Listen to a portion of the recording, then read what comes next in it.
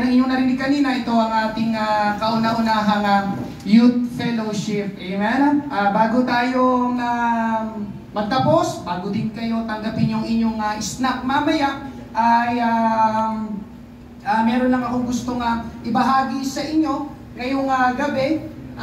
Hindi lang tayo nandito para makinig ng awitin, hindi lang tayo nandito para maglaro. Sino nag-enjoy sa games kanina? Amen. Praise God. Hallelujah. Ngayong gabi, ito yung talagang aming pakay. Gusto naming magbahagi sa inyo ng Bible, ng salita ng Diyos, sapagkat kailangan natin itong mapakinggan at malaman. Amen?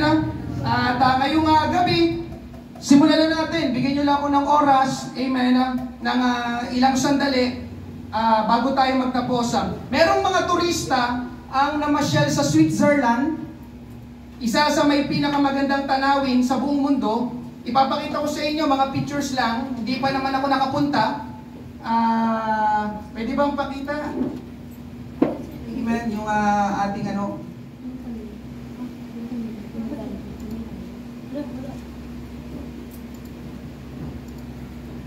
Kanina, hindi nasa Google lang. Pinakita na kayo, nag-appear na kanina.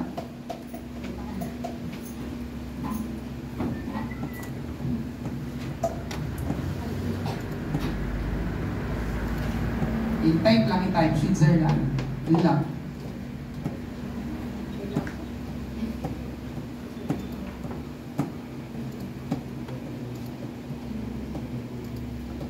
Yan. Saan yung kanina?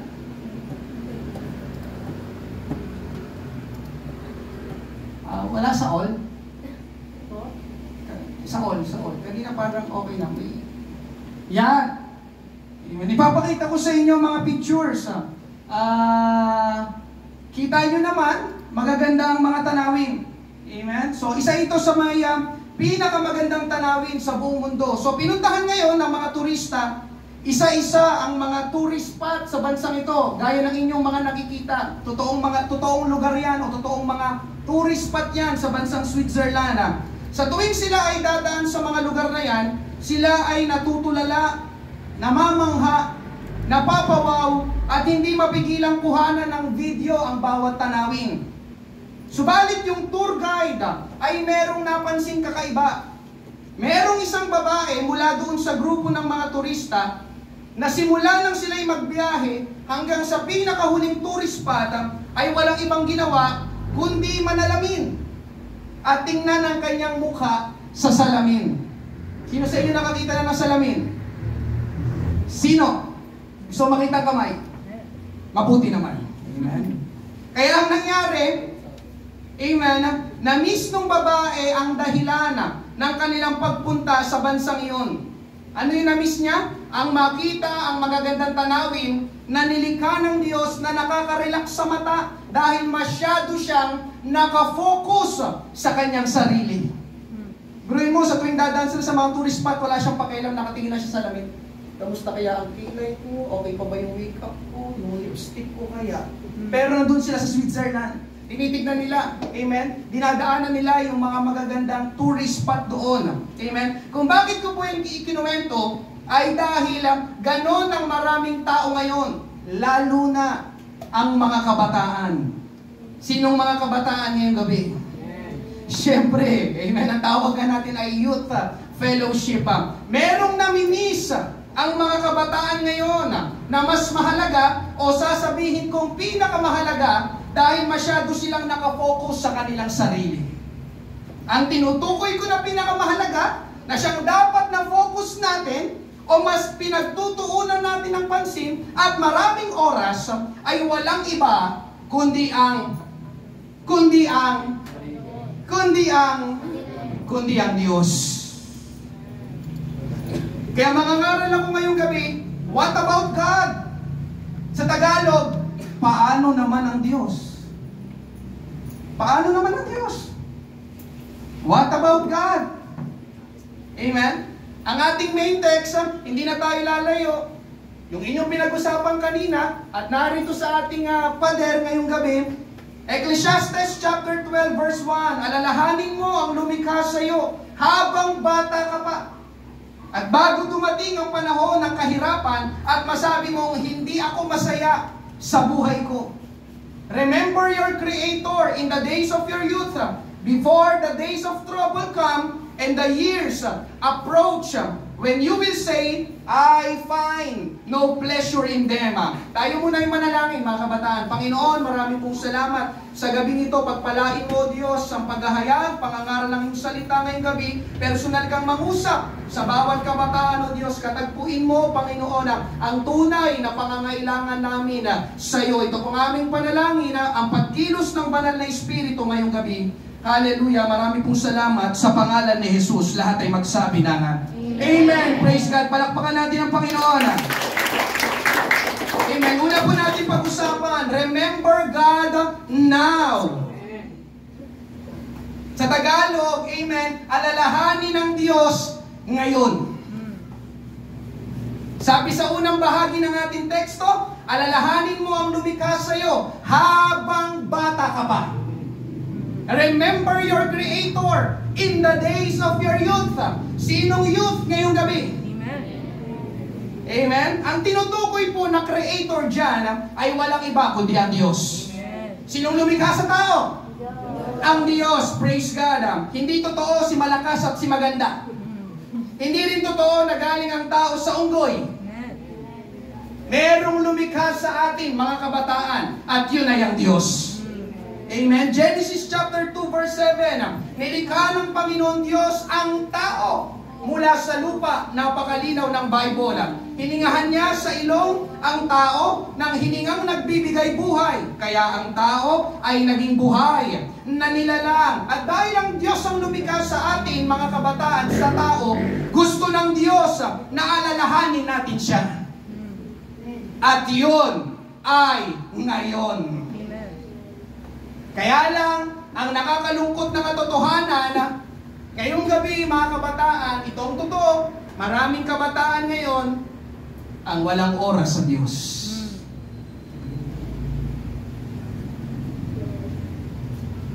Dahil masyado silang focus sa maraming bagay ng mundong ito, at lalo na sa kanilang sarili. Busy sila masyado sa kanilang hobbies. Busy sila masyado sa kanilang pag-aaral. Busy sila masyado sa kanilang relationship. Busy sila masyado sa kanilang ambisyon. Busy sila masyado sa kanilang pangarap. At busy sila na pasayahin ang kanilang sarili. Kaya ang mahalagang katanungan ngayong gabi ay, what about God? Paano naman ang Diyos? Andyan pa po ba kayo? Kailan ka nagkaroon? Kailan ka huling nagkaroon ng oras sa Diyos? Ikalawang tanong, kasali ba ang Diyos sa mga pinaplano mo sa buhay? Ang maling kaisipan ng mga kabataan ay, saka na lang ako pupunta sa church kapag ako ay matanda na. Kasi ang church ay pang matanda lang. Ngayong gabi, sinisira ako ang maling kaisipan na yon. Ang church ay hindi pang matanda lang. Kaya nga tayo may youth fellowship ngayong gabi. Amen? Ang church ay pang kabataan din. Amen po ba? Amen? Amen? Tsaka na lang ako sisimba kapag nakatapos na ako ng pag-aaral. Tsaka na ang Diyos kapag naabot ko na ang aking pangarap. Mga kabataan, yun ay maling kaisipan at pananaw sa buhay. Ang sabi pa sa ating binasa, alalahanin mo ang lumikha sa iyo habang bata ka pa. Remember your Creator in the days of your youth.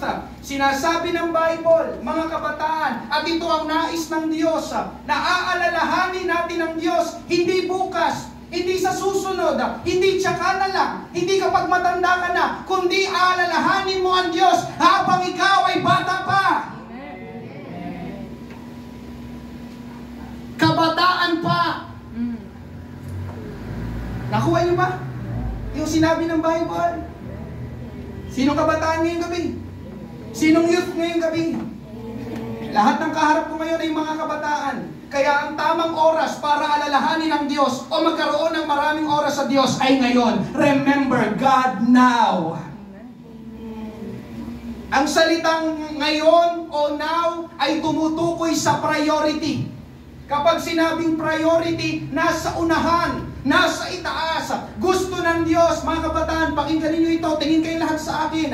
Gusto ng Diyos, siya ang una sa buhay natin.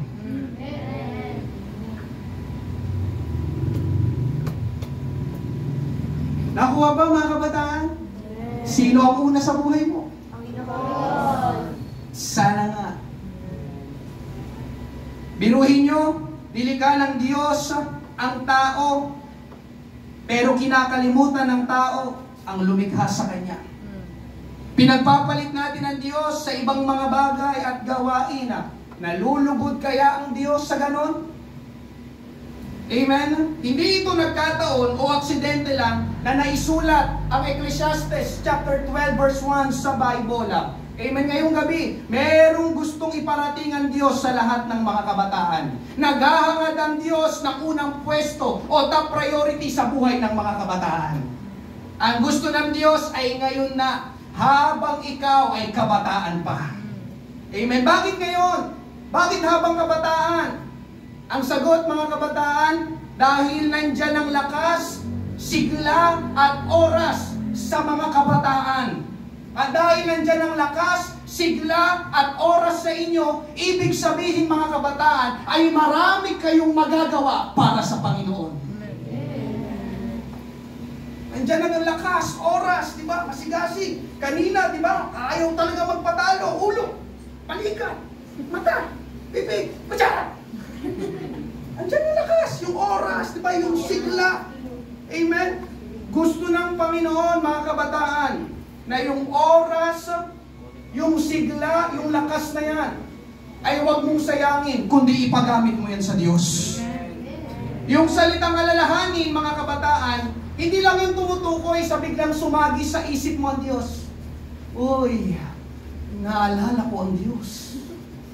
Amen? Naisip ko na ang Diyos. Amen? Okay na yun. Hindi ganun, mga kabataan. No. Hindi ganun ang ibig sabihin na alalahanin mo ang lumikha sa iyo. Pagtapos na sumagi ang Diyos sa isip mo, anong kasunod? Anong gagawin mo? Naisip ko ang Diyos. Anong kasunod? Anong gagawin mo? Naisip mo lang? Naisip ko ang Diyos. Okay na. Amen? Ang pinupunto ng salitang alalahanin, mga kabataan, ay gumawa ka, humakbang ka, maglingkod ka. Kaya yung alalahanin mong lumikha sa'yo, ang sinasabi doon ay paglingkuran mo ang lumikha sa'yo. Mga kabataan, ngayong gabi, maglingkod ka sa Diyos. Amen? Maglingkod ka sa Diyos. Sa madaling sabi, yung Ecclesiastes chapter 12 verse 1, bilang kabataan, ngayon dapat kayo nag-aalab sa paglilingkod sa Panginoon. Yung meron kang ginagawa para sa Panginoon, ang puso at isip mo ay nakafocus sa Panginoon. Mga kabataan, ngayong gabi, huwag na nating hintayin na dumating pa sa ating buhay yung makikita natin sa picture ngayong gabi. Pastor, I realize, after many years, gusto ko nang maglingkod sa Diyos. Sabi ng pastor, paano ka pa makakapaglingkod sa Diyos? Tignan mo ang kalagayan mo. Sa tingin nyo, makakapaglingkod pa kaya sa Diyos? Yung buong katawan niya naka-bandage na. Pastor, gusto ko na talaga maglingkod. Paano? Paglalakad nga lang, nahihirapan ka na. Mga kabataan, kailan pa natin naaalalahanin ng Diyos? Kapag may iniinda ka ng sakit? Pag hindi ka na makabangon sa iyong higaan? Kapag ugot-ugot ka na? Itong lahat tamang panahon para maglingkod na sa Diyos. Ano pang magagawa mo nun? Baka ikaw pa'y alalayan. Baka ikaw pa'y alalayan ng Diyos. Amen ba, mga kabataan? Amen. Mga kabataan, remember God now. Mga kabataan, remember God now. Amen. Baka may mga nagtatanong sa inyo, bakit ko pa kasi alalahanin ng Diyos? Bakit pa kasi ako maglilingkod sa Panginoon? Second point, because God is everything we need. Bakit mo alalahanin ng Diyos? Sapagkat ang Diyos ang lahat ng kailangan natin. Lahat ng pinakakailangan natin nasa Diyos. Amin po ba? Amen?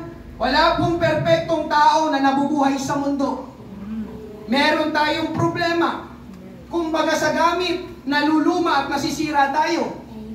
At kapag dumating ang oras na nagkakaproblema o nasisira tayo, anong ginagawa mo? Saan ka pumupunta? Sinong nilalapitan mo? Mga kabataan, pakinggan ninyo ito. Kapag sila'y nagkakaproblema, kapag sila ay para bang nasisira, amen, hindi alam ang gagawin, may mga kabataan ang isip nila, barkada ang kailangan nila. May mga kabataan na love life ang sagot sa kalungkutan nila. May mga kabataan na mag-hangout ang solusyon sa stress nila. May mga kabataan ang isip nila, diploma ang magdidikta ng halaga nila. May mga kabataan ang isip nila, pera ang pinakamahalaga sa lahat. Subalit ngayong gabi, mga kabataan, hindi iyon totoo.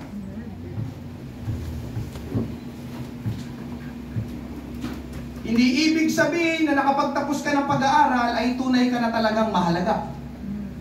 Marami akong kakilala na tapos ng pag-aaral pero walang mga trabaho. So ang iyong worth, ang iyong value ay wala sa diploma. Pero hindi ko sinasabing hindi kayo magtapos ng pag-aaral. Magtapos kayo ng pag-aaral. Amen? Hindi masama yung mga binanggit ko. Pero ngayong gabi mga kabataan, hindi ang mga bagay na yon ang pinakakailangan natin. Merong sasakyan dyan sa labas, pero hindi yan sa amin. Yan ay sa kapitbahay namin. Yan ay Fortuner na ginawa ng Toyota. Kapag ang Fortuner na yan ay nagka-problema o nasira, alam niyo mga kabataan, hindi yan basta-basta maaayos ng Mitsubishi, ng Honda, ng Isuzu, ng Ford at ng Hyundai. Bakit mga kabataan? Dahil hindi sila ang gumawa sa Fortuner. Ang gumawa sa Fortuner ay ang Toyota. Amen? So may pyesa ang Toyota na wala ang Mitsubishi at Honda na makakapag-ayos sa Fortuner. Bakit sila lang ang may ganong pyesa? Dahil nga sila ang gumawa sa Fortuner. Nakuha niyo ba mga kabataan? Ngayong gabi, ganon din sa atin na tao. Kapag tayo ay may problema, may sira, o pakiramdam na may kulang sa buhay natin, mga kabataan, pakinggan mo ito. Hindi tayo basta-basta maaayos at mabubuo ng kaibigan. Hindi tayo basta-basta maaayos at mabubuo ng love life. Hindi tayo maaayos at basta-basta mabubuo ng pera, ng edukasyon. Alam niyo kung bakit? Dahil hindi kaibigan, hindi love life, hindi pera, amen, hindi kaibigan, hindi edukasyon ang lumikha sa atin. Ang lumikha sa atin ang makakapag-ayos sa atin. Ang lumikha sa atin, ang bubuo sa atin. Ang lumikha sa atin, ang kukumpleto sa atin. At ngayong gabi, ang lumikha sa atin ay walang iba kundi ang Diyos. Amen. Hindi ka maaayos, hindi ka mabubuo ng kaibigan lang. Ng love life, ng education, ng career, ng pera. Ang makakakumpleto at makakabuo sa'yo ay ang Diyos dahil ang Diyos ang lumikha sa'yo. God is everything we need. Ang Diyos ang pinakakailangan natin. Alam nyo, ang totoo mga kabataan, bakit kahit parang nasa iyo ng lahat, pero pakiramdam mo may kulang pa rin? Dahil ang totoo ngayong gabi mga kabataan ay merong hole o butas sa ating buhay. Amen? Na hindi mapupunan ng mga bagay sa mundong iyon. Alam niyo kung bakit? Sapagkat yung shape na yon o yung hole na yon, yun ay isang God shape or God hole sa buhay natin. At ang mag-fit lang doon ay walang iba kundi ang Diyos. Amen? Ngayong gabi mga kabataan, may piyesa ang Diyos na hindi kayang ibigay ng tao at anumang bagay dito sa mundo para maayos at mabuo tayo. Yun ang dahilan mga kabataan kung bakit nakakaramdam ka pa rin ng emptiness. Meron ba ngayong gabi? Nakakaramdam ka ng tinatawag na emptiness? may kulang, kahungkagan, kakulangan. Bakit ganun, pastor? May mga kaibigan naman ako, pero parang kulang pa rin. Bakit ganun, pastor? Nag-aaral naman ako, top student ako sa school namin, pero hindi ako masaya. Bakit ganun, pastor? Ang taas naman ng pangarap ko, inaabot ko yung pangarap ko, pero pakiramdam ko, hindi pa rin sapat. Bakit ganun, pastor? Ako naman ay nasa relationship, pero hindi ako masaya. Pakiramdam ko, hindi ako kumpleto. Yun ang dahilan, mga kabataan. May piyesa ang Diyos na wala, amen, yun sa mga nabanggit. Ang makakakumpleto, ang makakabuo sa'yo ngayong gabi, mga kabataan, ay ang Diyos. At yun ang dahilan kung bakit tayo nagkaroon ng youth fellowship ngayong gabi. Para ipaalala sa inyo, alalahanin nyo ang lumikha sa inyo. Remember your Creator. Amen? Hallelujah. Ngayong gabi, mga kabataan, John chapter 15 verse 5, ako ang puno ng ubas at kayo ang aking mga sanga.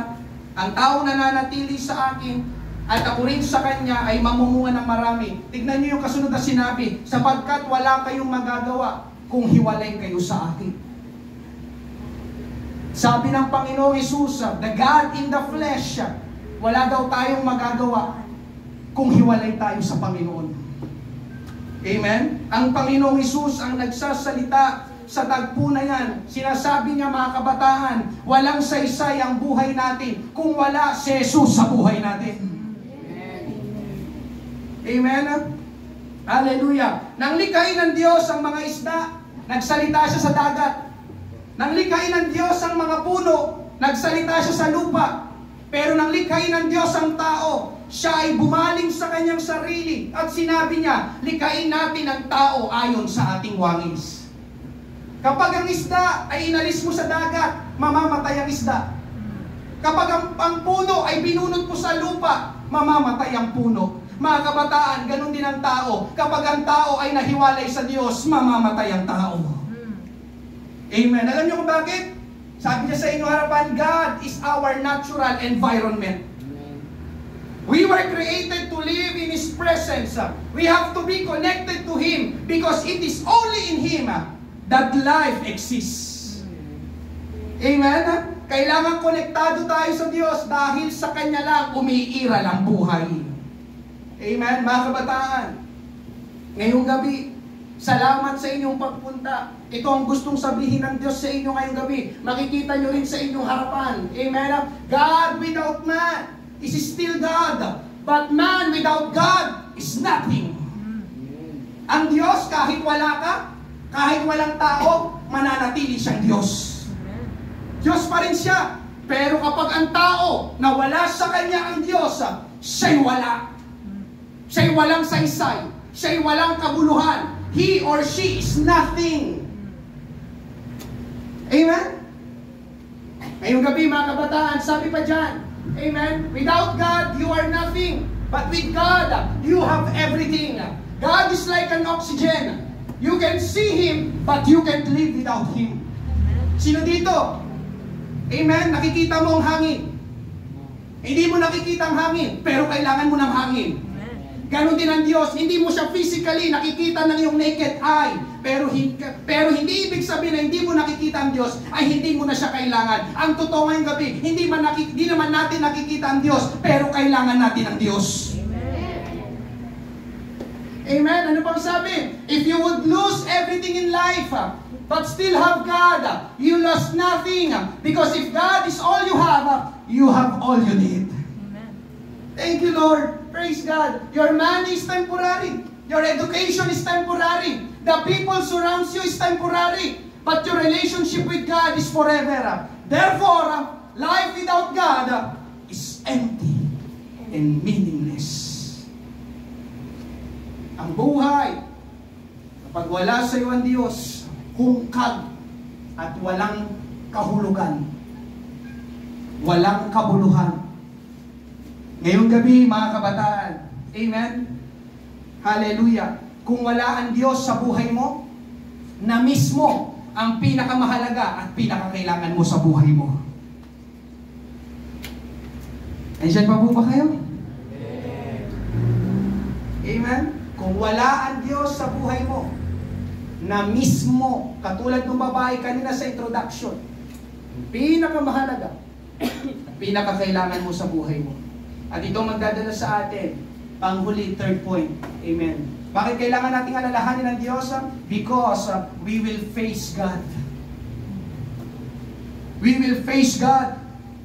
Mga kabataan, baka hindi mo pa alam, isang araw, haharap tayong lahat sa Diyos.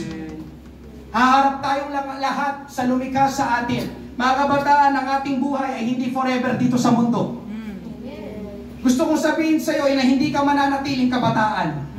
Tutungtong ka ng 20, tutungtong ka ng 30, tutungtong ka ng 40, tutungtong ka ng 50. Pero yung aabot ka ng 100, salamat na lang sa Diyos. Pero walang forever dito sa mundo. Amen? Mamamatay tayo, mga kabataan.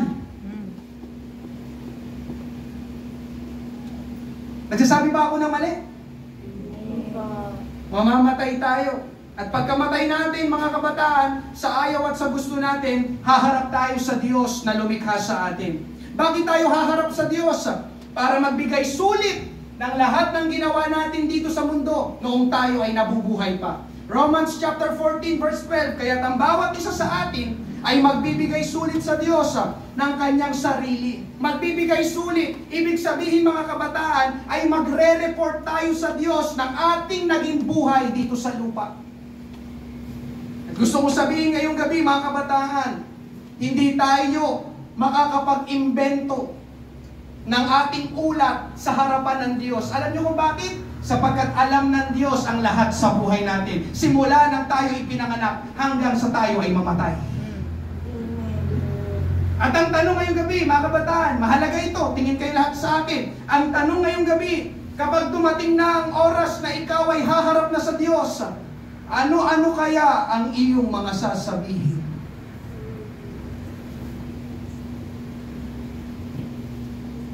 Ang iyong mga sasabihin ba sa harapan ng Diyos ay matutuwa siya?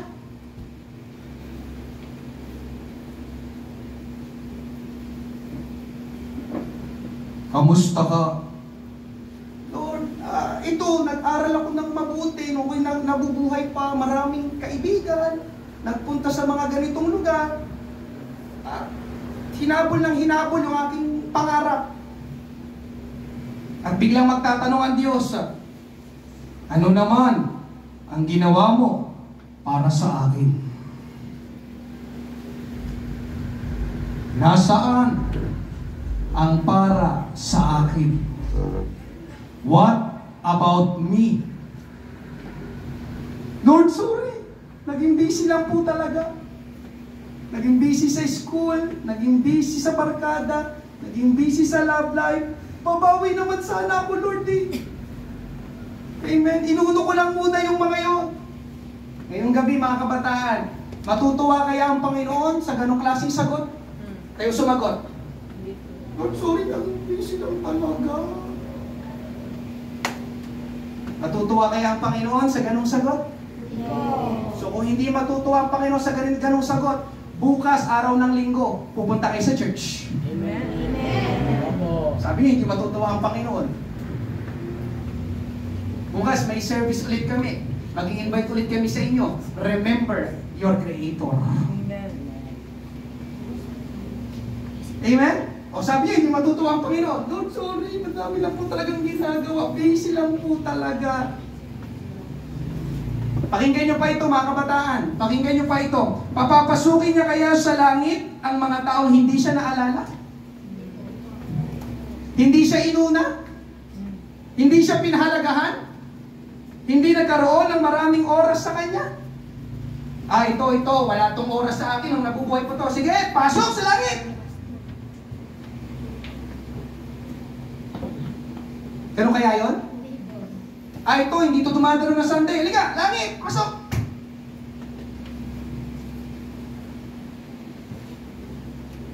Alam ko na nauunawaan yung sinasabi ko ngayong gabi. Tama ba? Karamihan pa sa inyo, di ba? Top student, star section. Alam ko na alam nyo itong sinasabi ko ngayong gabi. Mga kabataan, may napakahalagang tanong ngayong gabi sa atin. Ang Panginoon. Mababasa natin sa Mark chapter 8, verses 36 to 37. Ano ba ang mapapala ng isang tao kung mapasa kanya man ang lahat ng bagay sa mundo, pero mapapahamak naman ang kaluluwa niya? May maibabayad pa siya para mabawi niya ang kanyang buhay? Yes, naging successful ka sa buhay. Praise God, walang masama. Pero ang pagiging successful mo ba ay magdadala sa iyo sa langit? Nandiyan pa po ba kayo? Kung graduate ka ng honor student, praise God, walang masama dyan. Pero ang pag-graduate mo ba ng honor student, amen, ay maliligtas ang iyong kaluluwa. Papasakay niya man lahat ng bagay sa mundo, pero kung mapapahamak naman ang kaluluwa niya, anong silbi ng mga bagay na yun na napasa kanya? Mga kabataan, hindi ko sinasabing masama yung mga bagay na yun. Salamat sa Diyos, amen. Kung masasaya, mabubuti ang nangyayari sa iyo. Amen. Pero mga kabataan, tandaan ninyo, lahat ng mga bagay na pangmundo ay mananatiling pangmundo lang. Diba kanina, temporary. All in this world is temporary. Kaya anong pinakamahalaga ngayong gabi? Yung relationship mo sa Diyos. Yan ang dapat manatili, yan ang maglalapit sa iyo sa Panginoon. Yan ang magdadala sa iyo sa buhay na walang hanggan sa langit. Kaya ngayong gabi mga kabataan, amen? Hallelujah. One day, we will face our Creator. Inawit lang natin ito kanina sa praise and worship. And on that day, when my strength is failing, yung lakas mo, manghihina yan pagdating ng araw. Amen? Ngayong gabi, mga kabataan, huwag naman sana tayo yung kabataan na nakalimot sa Diyos. Walang oras sa Diyos. Hindi pinahalagahan ang mga bagay ng Panginoon. Ngayong gabi, let us remember God now. Now. Ibigay mo ang buhay mo sa Panginoon. Ang pinakakailangan natin ay ang Diyos. Tayo magsiyukong lahat ngayong gabi, mga kabataan. Inaanyayahan ko lahat ng mga first time. Amen? Hindi mo ba tinanggap si Jesus sa iyong buhay? Pwede ko bang makita ang iyong kamay? Pwede ko bang salamat, hallelujah, nakita ng Diyos yung decision na ginawa ngayong gabi. Meron pa po ba? Amen? First time ngayong gabi. Amen? Gusto namin makita. Meron tayong kailangan gawin. Hallelujah. Kailangan mo tanggapin si Jesus sa iyong buhay. Hindi po kami nag-aalok ng panibagong relihiyon, sapagkat hindi po relihiyon ang kailangan natin, at hindi po relihiyon ang magbabago ng buhay natin, at hindi po relihiyon ang magdadala sa atin sa langit. Ang magdadala po sa atin sa langit ay yung akin pong ipinapangaral ngayong gabi, at ang pangalan niya ay Jesus Christ. Meron po ba? Pwede ko ba makita ang kamay? Pwede ko ba makita ang kamay? Amen? Makita ang kamay? Thank you Lord, thank you Lord. Makita ang kamay? Makita ang kamay? Salamat, salamat. Hallelujah. Thank you Lord, thank you Lord. Salamat sa mga nagtaas ng kamay. Amen. Yung ginawa niyo ngayong gabi, yan ang pinakamahalagang decision na inyong ginawa sa inyong buhay. Amen. Hallelujah. Kailangan natin ang Panginoon. Kailangan natin siyang tanggapin at papasukin sa ating buhay. Sa lahat ng mga nagtaas ng kamay, amen. Pwede ba kayong magsiyuko? Amen. Hallelujah. Sorry, sa lahat ng mga nagtaas na kamay, pwede ba kayo lumapit dito? Sa akin kayo nakaharap. Amen. Sa akin kayo nakaharap. Hanay kayo dito. Amen. Tayo ay mananalangin. Lapit kayo. Sa akin nakaharap. Sa akin nakaharap. Amen. Ito po'y lagi po namin ginagawa sa aming mga service. Amen. Ulitin ko, hindi po kayo tatanggap ng panibagong relihiyon. Amen. Hallelujah. Wala pong relihiyon na namatay doon sa krus. Ang namatay po doon sa krus ay isang tunay at buhay na Diyos, isang persona. Ang pangalan niya ay Jesus Christ. Amen. Napakarami na pong relihiyon sa ating bansa. Huwag na po natin dagdagan. Ang kailangan po ng tao ay personal, genuine relationship with God. And it is through Jesus Christ. Ngayong gabi, salamat sa lahat ng mga pumunta dito sa harapan. Tayo ay mananalangin. Magbibigkas ako ng panalangin, susundin nyo ito na nagmumula sa inyong puso, tapos natinig sa inyong bibig. Nakuha po ba? Nakuha pa mga kabataan? Amen. Tayo ay manalangin. Hindi si pastor ang kausap mo ngayong gabi. Sa panalangin nito, ang kausap mo ay ang Panginoon. Ngayong gabi, magsiko kayo, ipikit ninyo ang inyong mga mata. Sabihin ninyo yung ganitong panalangin na, Panginoong Jesus, ako'y lumalapit sa iyo. Sa oras na ito, inaamin ko, ako'y hindi matuwid. Ako'y makasalanan. Ako'y kulang dahil wala ka sa aking buhay. Panginoong Jesus, pinagsisisihan ko at hinihingi ko ng tawad ang lahat ng mga kasalanan na aking ginawa sa aking buhay. Panginoong Jesus, nagpapasalamat ako sapagkat narinig ko yung dakilang pag-ibig na ikaw ang namatay sa krus para sa akin. Tinubos mo na ang aking mga kasalanan. At sa gabing ito, tinatanggap ko ang kapatawaran, ang kaligtasan, at ang buhay na walang hanggan. Sa langit, kapiling ka.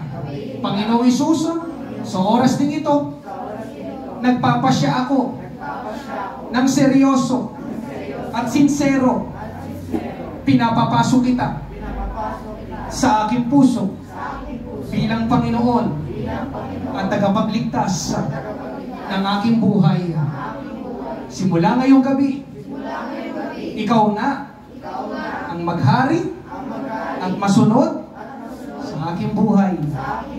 Ito ang aking panalangin sa pangalan ni Jesus.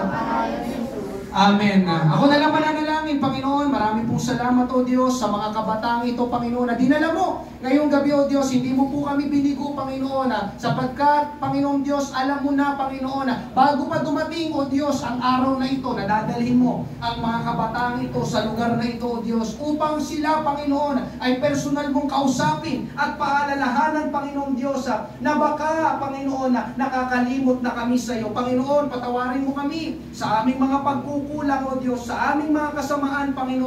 Tulungan mo mga kabataang ito, O Diyos, magkaroon sila ng alab, Panginoon, sa kanilang puso, na hanapin ka, Panginoon, sumunod sa iyo, maglingkod sa iyo, ibigay ang buhay sa iyo, Panginoong Hesus, sapagkat ikaw ang lahat ng aming kailangan sa aming buhay. Maraming salamat, O Diyos, sa henerasyon na ito, Panginoon, Lord. Kailangan kanila, Panginoong Hesus, na sila ay masyadong distracted, Panginoon, sa maraming mga bagay sa mundong ito na hindi naman talaga namin tunay na kailangan, Panginoon. Tulungan mo, O Diyos, ang mga kabataan ito. Hallelujah. Dagdagan mo ang kanilang pananampalataya. Lalabas sila sa lugar na ito, Panginoon. Nagpakilala at nagpakahayag ka sa kanila. Panginoon, kagaya ng aming tema, ng aming paksa ngayong gabi, O Diyos, remember our Creator. Nais ka naming alalahanin, Panginoon. Tulungan mo po kami. Ito ang aming panalangin sa pangalan ni Jesus. Amen. Pwede ba natin palakpakan si Jesus? Hallelujah. Siya ang pita ngayong gabi. Praise God. Makakabalik na po kayo. Makakaupo na po kayo. Amen. Hallelujah. Praise God. At ngayong gabi, salamat po sa lahat ng mga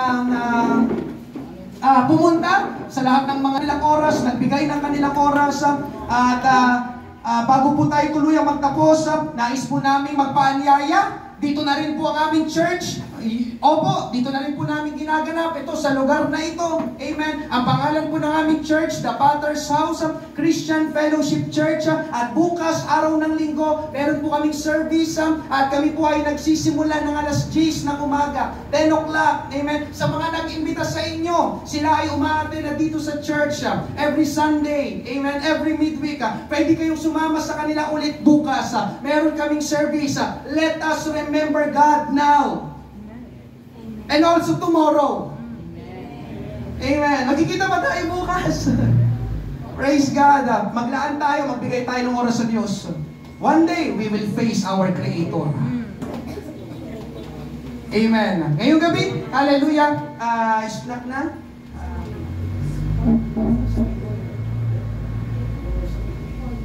Okay, meron kanina tayong mga pictures. Kung gusto nyo makita yung inyong mga pictures, meron po kaming Facebook page. I-search nyo lang po, Potter's House Pateros. Potter's House Pateros. Amen? minsan nagpo-post kami doon dahil nagkaroon tayo ng youth fellowship ngayong gabi at may mga pictures pwede nyo hanapin doon ang inyong mga mukha. Amen. Ngayong gabi, maraming salamat po sa inyo, sa lahat ng mga kabataan. Ganon din kay Sir Bron, maraming salamat.